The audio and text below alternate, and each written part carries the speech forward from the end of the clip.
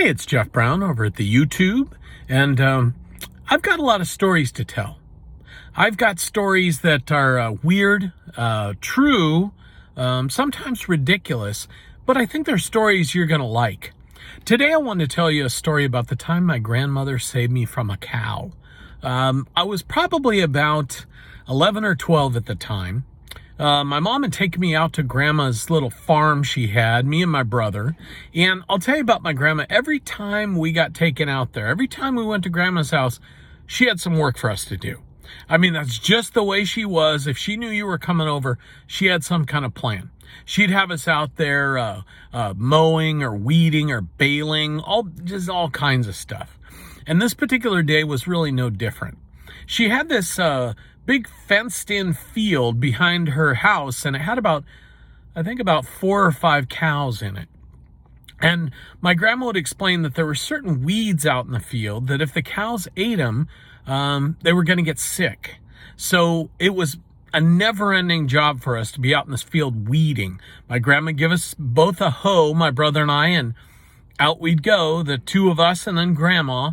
And I was out there that day, and I was just kind of focused on the weeding. You know, I was hunched over, digging at the weeds, and I didn't notice, but this cow came up behind me.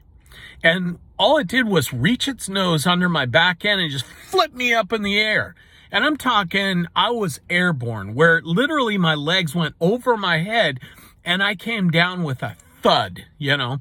And I don't know if you've ever had the wind knocked out of you, but that's what happened to me. The wind just leaves you, and it's hard to get it back for some reason. So there I laid on the ground, you know, hitting this thud, and I spin around kind of not sure what had happened. I'm looking up, and suddenly the cow's like right in my face, you know. As I'm laying there, I'm looking at this cow, and right about then, I hear this scream like I have never heard before.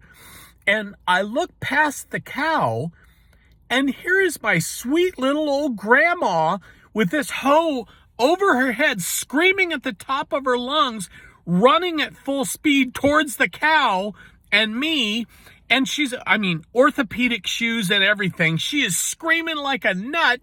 And she, you know, the cow spins around to kind of see what was happening. And right then my grandma reached us and she whacked that cow with the hoe right along the side of it.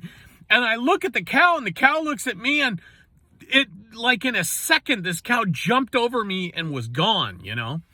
And my grandma, like in a menacing fashion, she comes around the backside of me. She shakes her hoe at that cow, and that cow's going, you know. And in an instant, she turns back around, and she's that sweet little lady that I love. She bends down and she goes, "Honey, are you okay?"